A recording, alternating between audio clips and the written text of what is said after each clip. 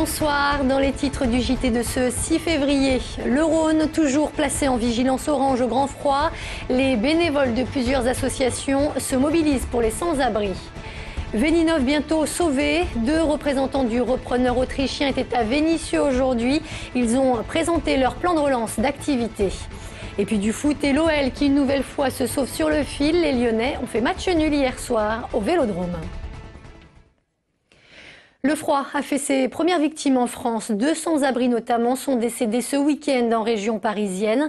À Lyon, les associations d'aide au SDF redoublent donc de vigilance, d'autant que les centres d'hébergement affichent déjà complet. Jasmine Sorg a suivi des bénévoles de la Croix-Rouge lors d'une maraude. Première halte pour les bénévoles de la Croix-Rouge, un terrain vague. 60 personnes, dont des enfants, dorment dans des cabanes de bois et se chauffent comme elles le peuvent. Ce soir-là, le thermomètre atteint les moins 11 degrés. Il y a des gens qui l'appellent tous les jours le 115. Qu'est-ce qu'ils vous disent? Ils nous disent qu'il n'y a pas de place et tout. Autre cas de figure, certains sans-abri refusent d'être hébergés dans les gymnases. Raison invoquée, la peur des vols. J'aurais voulu de l'eau chaude si c'est possible. Mais je vais essayer de voir ce que je peux faire. Tiens. Non, j'en peux pas. J'ai plein de choses, faut que je garde mes choses. J'ai plein de matériel. Vous avez peur d'être volé? Voilà. Gilles, lui, dort sous ce porche d'immeuble rue de Marseille depuis des semaines avec 2 autres sans-abri.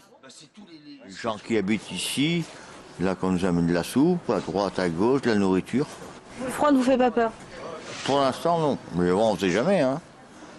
Je suis équipé, j'ai 4 UV, tout, je suis équipé. Hein. Les bénévoles de la Croix-Rouge apportent dans ce cas-là ce qu'ils peuvent. Café chaud, couverture, nourriture. On est totalement démunis, on ne peut rien faire. Là, on essaye de leur apporter un petit peu de nourriture, un peu de réconfort, un peu de chaleur humaine, mais c'est des mots. Quand il fait moins 15 ressentis dehors, c'est ridicule de parler de chaleur humaine. Centre complet ou refus d'y séjourner. Ce soir-là, sur une centaine de personnes rencontrées, 2 seulement ont pu être relogées. Selon l'association Morts de la rue, 40 personnes seraient mortes dehors depuis le début de l'année en France. Le froid en partie à l'origine de l'incendie qui a entièrement détruit un camp de Rome situé le long du périphérique. Le feu est en effet parti d'une cabane à l'intérieur de laquelle une famille faisait brûler du bois pour se réchauffer. Le sinistre s'est rapidement propagé à tout le campement, faisant exploser au passage des bouteilles de gaz. Aucune victime n'est à déplorer. Quant à la cinquantaine de personnes évacuées, elles ont été prises en charge par la mairie de Bron. Le camp donc, des Roms qui étaient vers l'hôpital HFME a pris feu et il y a eu une explosion, 1 ou 2 explosions puisqu'ils avaient des bonbonnes de gaz. Et donc on a été appelés en urgence pour pouvoir les reloger. On est allé chercher au foyer des sans-abri à manger et puis des couvertures parce qu'on n'en avait pas, on est un petit peu démunis. Et puis dans la série Le froid et ses conséquences, sachez que la Cité internationale est restée fermée aujourd'hui. L'établissement qui accueille près de 2000 élèves a subi un dégât des eaux. Les canalisations ont en effet explosé en raison des températures glaciales. Toute la journée, des techniciens sont intervenus sur place pour réparer les conduites. Selon la direction, le lycée devrait rouvrir normalement demain. Près de 200 personnes se sont retrouvées hier matin pour rendre un dernier hommage à Abdel Basset. Cet homme de 33 ans est décédé la semaine dernière après avoir été percuté volontairement par une voiture. À son bord, 4 jeunes âgés de 18 à 21 ans. Ils ont tous été interpellés. La compagne de la victime présente le soir du drame espère à présent la tenue rapide d'un procès. C'est allé très très vite, il n'y a eu aucun dialogue, aucune discussion. Ça a été très violent, très rapide et que justice soit faite vraiment parce que c'était d'une telle violence gratuite, sans aucune raison. Mais je veux que tout le monde sache que c'était un homme vraiment qui mérite beaucoup de respect de la part de tout le monde. C'était un grand monsieur vraiment. 7 mois tout juste après sa mise en liquidation judiciaire, Veninov pourrait bientôt reprendre son activité. Des représentants du groupe autrichien Windager Garden ont fait le déplacement aujourd'hui sur le site de Vénissieux.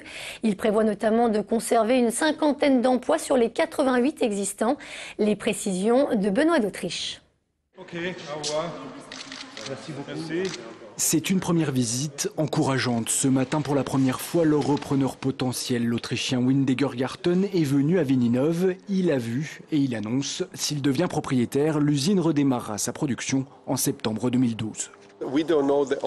On ne connaît pas encore tous les détails, mais la production sera à peu près la même que ce qui se faisait avant. En fait, on essaye de redémarrer toute l'activité.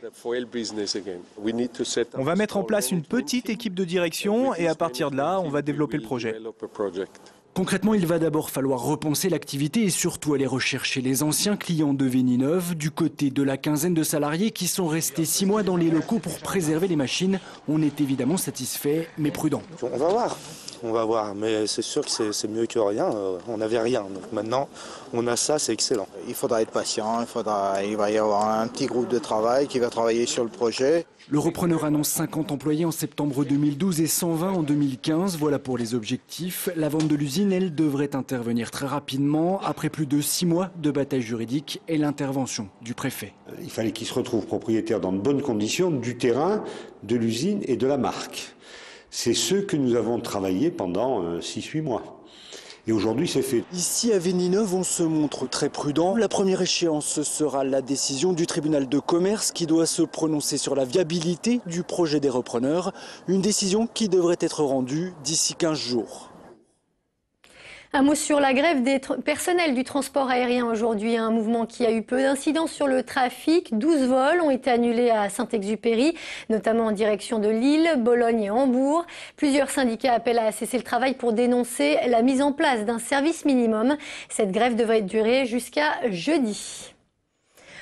En foot, c'était le choc de cette 22e journée de Ligue 1. L'Olympico a tenu toutes ses promesses. Menés 2-0, les Lyonnais ont finalement décroché le nul hier soir au Vélodrome. Retour sur cette rencontre avec Émilie Deschamps. L'OL est décidément une équipe à réaction 5 jours après avoir remonté 2 buts en 10 minutes à Lorient en demi-finale de la Coupe de la Ligue. Lyon est parvenu à revenir au score alors que Marseille menait 2-0 à la 34e minute. 2 partout, score final, un nul qui ne fait les affaires de personne mais plutôt un bon résultat pour l'OL qui ne réussit pas cette saison à l'extérieur chez ses concurrents directs. En témoignent les défaites à Paris, Montpellier et Lille. Ce premier match nul en championnat depuis le 20 août permet à l'OL de conserver sa 4e place au classement et un point d'avance sur son adversaire du soir. Statu quo donc au tableau de L1, mais Paris et Montpellier qui ont tous deux empoché 3 points ce week-end sont les grands gagnants de cette journée. Lyon est repoussé à 10 longueurs du leader parisien et à 7 du MHSC. Place maintenant à la Coupe de France et au 8e de finale. Lyon, encore engagé dans les 4 compétitions possibles, recevra Bordeaux mercredi soir. La première d'une série de 3 rencontres à domicile.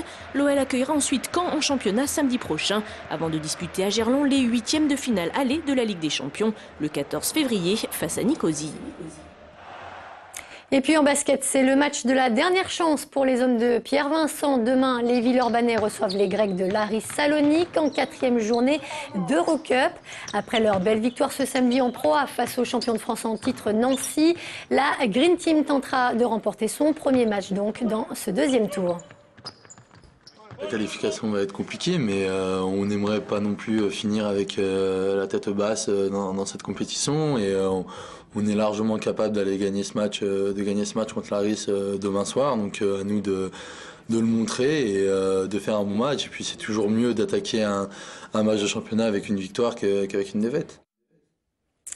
C'est la fin de ce JT. Merci de votre fidélité. Passez une très bonne soirée sur TLM.